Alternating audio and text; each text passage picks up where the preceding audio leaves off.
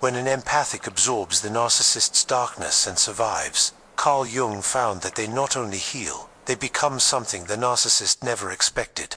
The person who once absorbed each projection becomes untouchable. The soul that carried the shadows of all develops immunity to manipulation. And even more impressive, their mere presence begins to force others to face the darkness they had been projecting. Imagine this moment. You carried their anger, the shame, the emptiness, until it could barely recognize yourself. It was the emotional deposit of their unused pain while they came out clean, leaving you to organize the wreckage of their inner world. But something changes, not angry or drama, with silent and scary clarity. You stop explaining to people who have never been listening. Stop absorbing emotions that were never yours. Even more devastating, it becomes unavailable to their emotional emergencies. Jung called this process of individuation, but I call the birth of psychological sovereignty. And what emerges from this transformation is not the same person who entered the narcissist web. It is a completely new archetype that Jung understood that he could reshape each relationship around him. But here is what most do not understand about this transformation. It does not happen through therapy sessions or self-help books. It happens through what Jung called the journey through the night sea. A descent to psychological hell that breaks so completely that only your authentic self remains. The empathic that survives this journey becomes something that Jung has documented but rarely spoke publicly. They become what I call the shadow walkers, someone who faced the abyss of human darkness and returned with its intact but fundamentally transformed light. Jung wrote, "A man who has not gone through the hell of his passions never surpassed them." The empathic narcissist dynamic is this hell. It is a psychological crucible that either destroys you or transforms you into something unprecedented. If you are recognizing this journey and seeing how it has strengthened you, leave your like and subscribe to the channel. Let's dive deeper into this powerful transformation. This is not just recovery, it is evolution. The type of upgrade of conscience that Jung believed to be essential for the psychological development of humanity. And the narcissist, in his desperate hunger to consume his soul, accidentally becomes the catalyst of his greatest transformation. They think they are destroying you, but they are actually forging you into something unbreakable. Jung spent decades studying what he called psychological types and noticed something disturbing about highly sensitive individuals. They become what I call shadow containers, unconsciously programmed to absorb the psychological waste others refuse to process. Jung wrote, "The healthy man does not torture others. It is usually the tortured who become torturers." But empathic represent a third category, those who absorb torture without becoming torturers themselves. This creates what Jung called mystical participation, an unconscious fusion where the empathic cannot distinguish between its emotions and the absorbed projections. The narcissist explores this vulnerability mercilessly, using empathic sensitivity as an emotional deposit. But here is where Jung's perception becomes crucial. He found that this exploration serves an evolutionary purpose. Jung wrote, "Life's biggest and most important problems are all fundamentally insoluble. They can never be solved, only surpassed by growth." The empathic narcissist dynamic forces this growth in the most brutal way as possible. It is the evolution of consciousness through trauma, psychological development through the crisis. The narcissist represents what Jung called the denied shadow, all the darkness that refuses to recognize about themselves. The empathic becomes the repository for this denied shadow, but by carrying it, they begin to understand the shadow of ways that fundamentally alter their perception of reality. Jung believed that consciousness evolves through conflict, and the empathic narcissist dynamic is one of the most brutal accelerators known to psychology. The empathic not only witnesses this dark material, it is forced to carry it until I develop what I call dark literacy, the ability to read psychological darkness as a native language. Jung documented what he called the dark night of his soul. But for empathic in narcissistic relationships, this becomes what I call the shadow immersion experience. You not only witness to darkness, you are forced to live inside it. The projection of the narcissist not only hurts, she rewrites her internal narrative. Their shame becomes your doubt, their anger becomes their anxiety, their void becomes their depression. You literally absorb their psychological toxins until your own identity dissolves. Jung called it a psychological poisoning, and he wrote, "There is no awakening of consciousness without pain." But for empathic, this pain is not just personal, it is collective. You are processing dark material that belongs to generations of unresolved trauma. The narcissist forces you to what Jung called nigredo, the darkening phase of psychological alchemy, where everything dissolves in chaos. Jung wrote, "In all chaos, there is a cosmos. In every disorder, a secret order. But finding this order requires surviving disorder first." But here is what Jung discovered about this poisoning process. The psyche has an immune system. When strange psychological material is forced in your conscience, your authentic self begins to develop what I call dark antibodies that recognize cell manipulation. This is why the transformation of the empathic is so deep. You not only learn about manipulation intellectually, its nervous system develops a visceral response to rejection of psychological toxicity. Jung wrote, "Knowing your own darkness is the best method for dealing with other people's darkness." The empathic that survives narcissistic abuse has made darkness conscious than most people find in a lifetime. You become what Jung called a wounded curator, but not in the traditional sense. You have been wounded by someone else's unconscious shadow, but he'll becoming this conscious shadow. Jung noted, the most intense conflicts, if overcome, leave behind a sense of security and calm that is not easily disturbed. This is exactly what happens to the empathic that survives. They develop an unshakable inner peace born of having faced the worst and survived. Jung studied what he called the ego death, the moment when your false sense of identity collapses completely. For empathic surviving narcissistic abuse, this death is particularly brutal because all its identity was built around being useful, understanding, and emotionally available. The breaking point is not dramatic, it's silent, terrifying.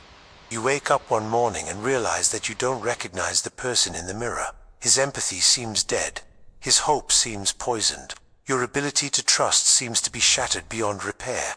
Jung wrote, "The most terrifying thing is to accept itself completely. But for the empathic at the bottom of the well, there seems to be no remaining me to accept. You have absorbed so much foreign psychological material that your authentic self was buried alive." This is what Jung called nigredo, the darkening phase of psychological alchemy, where everything that seemed solid dissolves in chaos. Jung noted, "We can't change anything until we accept it. Condemnation does not release. She oppresses. But accepting this psychological death seems impossible when you no longer know who is acceptance. You have been so focused on the inner world of all others that you have lost contact with your own." But here is what Jung understood about this dissolution that changes everything. He wrote, "I'm not what happened to me. I'm what I choose to become. This choice only becomes possible after the false I die completely. The old self must die completely before the authentic self can emerge." And the narcissist, in his relentless attack on his identity, accidentally becomes the destroyer of his false self, the built identity based on pleasing others and avoiding conflict.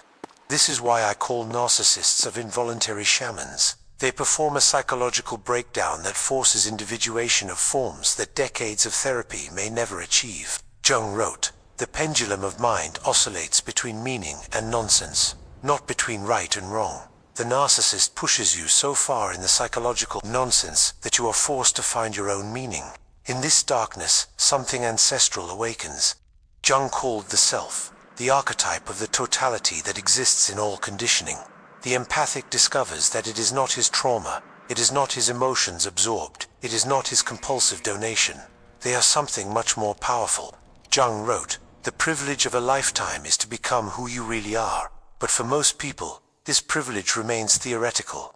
The empathic who survives narcissistic abuse not only understands this quote, they incorporate it into the cellular level because they were stripped of all false identity. If you've reached the point where attempts to manipulate seem obvious and ineffective, comment awake. This word code shows me how many of you have developed this psychological night vision. Jung was fascinated by alchemy because he saw her like a metaphor for psychological transformation. The empathic journey follows what Jung called opus against naturam, work against nature that produces something completely new. What emerges from this psychological crucible is not the same empathic that entered the relationship. That's what I call integrated empathic. Someone who maintains their sensitivity but fences with insurmountable psychological limits. Jung documented this transformation into its concept of transcendent function, the psyche's ability to create something completely new to the union of opposites. The surviving empathic integrated his shadow and light, his victim and his winner, his wound and his wisdom. Jung wrote, "The meeting of two personalities is like the contact of two chemicals. If there is any reaction, both are transformed. But here is the difference. The narcissist remains unconscious, while the empathic becomes hyper. This integration creates what Jung called psychological sovereignty, but what I call dark immunity. You are literally immune to manipulation because you have developed the ability to see psychological projections before they land. It is like developing night vision after being forced to live in complete darkness.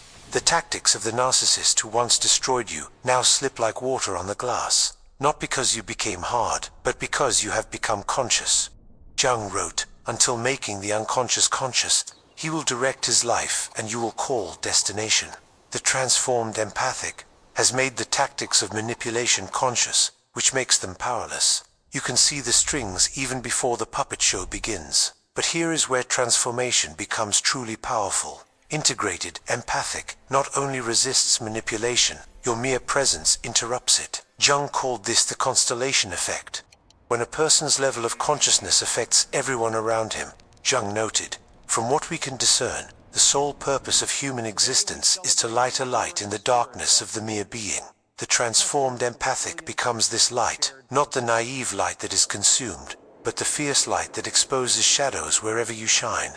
Jung spent years documenting archetypes, universal patterns of human experience. But he identified an archetype that emerges only through extreme psychological tests, what I call the shadow walkers.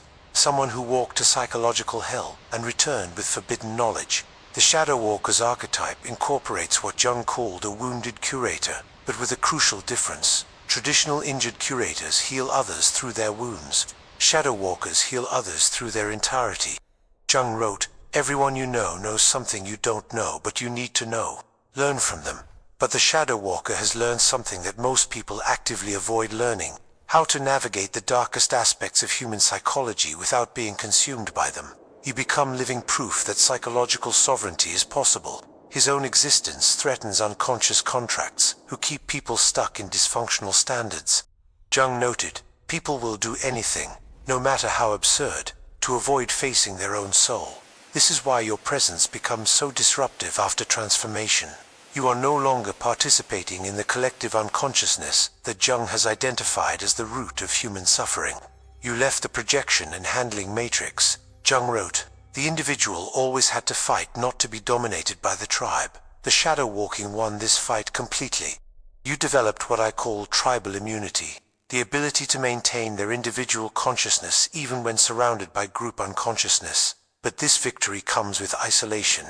Jung called the loneliness of the individual. The price of consciousness is the separation of unconscious masses." Jung wrote, "Solitude doesn't come from not having people around, but to be unable to communicate things that seem important to yourself. Still, this loneliness is not empty. It is full of authentic connection with oneself that most people never experience. You find that being alone with your true self is infinitely preferable to be surrounded by people who see only their projections." Jung noted, "Being normal is the ultimate goal of the unsuccessful. The shadow walker transcends the need to be normal because it has discovered something much more valuable: the ability to be real." Jung found that highly individual people become what I call mirrors of consciousness. His presence forces others to see themselves clearly, often for the first time. The transformed empathic becomes this type of mirror. But unlike the passive mirrors that once were, reflecting back what others wanted to see, now reflect back the truth. This creates what Jung called the projection removal. When people can no longer project their shadow on you, they are forced to confront them themselves. This is deeply uncomfortable for unconscious people, which explains why their transformation often triggers intense reactions from others. Some people will hate you for this mirror effect. They will call you cold, changed, or crazy. Jung understood this reaction perfectly. He wrote, "Everything that pisses us over about others can lead us to an understanding of ourselves, but most people prefers irritation to understanding. Others will be attracted to their transformation as moths to the flame. They feel something different about you, a quality of presence that looks magnetic and dangerous." Jung called this numinous effect, when archetypal energy becomes visible in human form. But the deepest effect happens with other empathics still stuck in narcissistic dynamics. Its very existence becomes proof that escape is possible, that transformation is real, that they do not need to remain psychological prisoners forever. Jung identified a paradox in psychological development. True power does not control others, but of controlling so completely that others cannot control it. The transformed empathic incorporates this paradox perfectly. They become incredibly powerful, precisely because they no longer need power over others. They discovered what Jung called the treasure difficult to obtain, complete self-possession. Jung wrote, "You are what you do, not what you say you will do." The transformed empathic incorporates this principle completely. Its limits are not threats or ultimates. They are simply reality. They do not announce their limits. They live. This creates what I call paradoxical magnetism. The more self-count you become, the more others are attracted to you.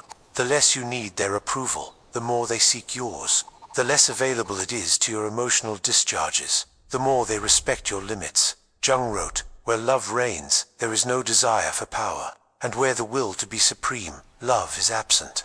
The transformed empathic transcended the will to power through love, but first this self-love is not narcissistic. This is what Jung called appropriate self-esteem, the founding of all healthy relationships. You can only give others what you have. And the transformed empathic has something rare, unshakable self-esteem. Jung noted, "Self-acceptance is the essence of the whole moral problem, and the epitome of a whole vision of life." The empathic that survived narcissistic abuse was forced to radical self-acceptance, not the comfortable type, but the type forged on the fire. But here is where the paradox becomes deep. By refusing to be the emotional deposit of anyone, you become available for authentic connection in ways you have never been before. By saying no to manipulation, it creates space for genuine love. Jung wrote, "Even a happy life cannot exist without a measure of darkness, and the happy word would lose its meaning if it were not balanced by sadness." The transformed empathic understands this balance viscerally. They can make room for the darkness of others without absorbing it in their own system. You become what Jung called the container, but now it is a conscious container with clear limits, not an unconscious sponge absorbing the psychological waste of all. Jung identified that some individuals are called to what he called the guardian function, protecting others from psychological predators through their own existence. The empathic transformed often incorporates this guardian archetype, not through aggressive confrontation, but through impenetrable limits that serve as a model for others.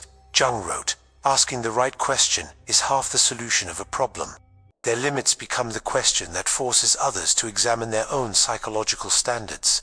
You become what I call limits, living proof that psychological sovereignty is achievable. Other empathic see their transformation and begin to believe that their own freedom is possible. This guardian function operates through what Jung called a morphic resonance. His level of consciousness literally raises the conscience of those around him.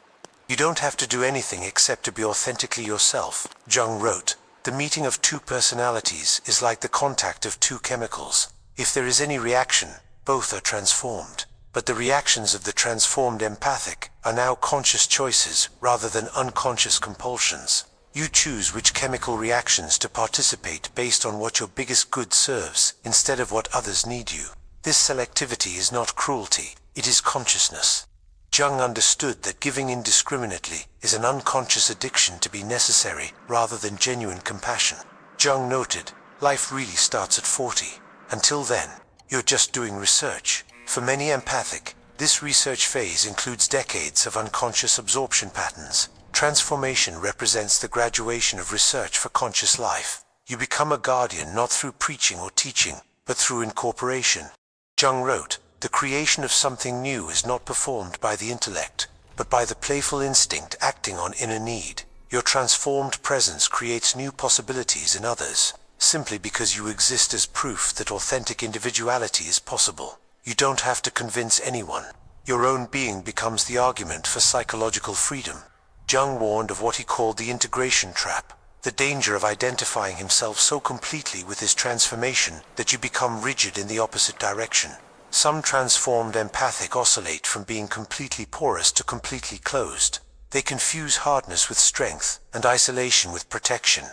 But the true integration, what Jung called the opposites union, means maintaining both his empathy and his limits, his opening and his discernment, his compassion and his standards. The goal is not to stop feeling, it is feeling consciously, Jung wrote. Emotion, which is suffering, is no longer suffering as soon as we form a clear and accurate image of it. The integrated empathic feels everything but is not consumed by anything.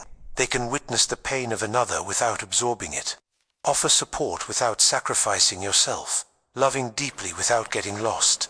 This balance is delicate and requires what Jung called constant vigilance. The old patterns of absorption and codependency will try to resurface, especially during stress or vulnerability. But once you have tasted psychological freedom, you can never truly return to unconscious servitude. Your psyche was rewired at a very deep level. Jung believed that individual transformation inevitably creates collective transformation. He wrote, "The individual is the only reality. The more we move away from the individual towards abstract ideas, the more likely it is to fall into error. The transformed empathic creates what I call waves of consciousness. Their individual freedom gives permission to others to seek their own freedom. This happens without preaching or teaching. It happens through incorporation. People feel something different about their energy and begin to question their own standards. You become living proof that emotional abuse need not be permanent, that empathy does not require self-sacrifice, that sensitivity can coexist hard. Some people will try to pull you back to old patterns through emotional guilt, manipulation, or emergencies. Jung called this the effect of crab bucket, unconscious resistance to the growth of another. But your transformation has become immune to these tactics. You recognize them as projections of others' own energy, of others, rather than legitimate calls for help. If you recognize yourself on this transformation journey, comment superpower. And if this content has helped you better understand this metamorphosis, subscribe to the channel. Save this video to revisit in 7 days, when some insights will go further, and share with someone who needs to know that this transformation is possible. The empathic, that absorbs the narcissist's darkness and survives, not only heals, they evolve into an entirely new form of conscience that Jung could only imply in his writings. You become proof that the human psyche is more resilient than we have ever imagined. What consciousness can emerge from the darker circumstances? That authentic power does not control others, but to completely dominate. The narcissist thought he was consuming his light. Instead, accidentally forged her on something unbreakable. They thought they were destroying their empathy. Instead, they refined it in conscious compassion that cannot be explored. Its transformation becomes a lighthouse for other empathics still stuck in psychological arrests, showing them that freedom is not only possible, it is inevitable once you understand the rules of the game. Jung wrote, "Who looks out, dreams. Who looks inside, awakens." Your journey through narcissistic abuse forced you to look inside so deeply that you discovered the indestructible core of your being. This core has always been there. The narcissist just wiped everything that was not authentically you. Its sensitivity was never its weakness. It was your superpower waiting to be activated through conscious integration. Thank you for walking this path of transformation with me. I see you at the next level of consciousness.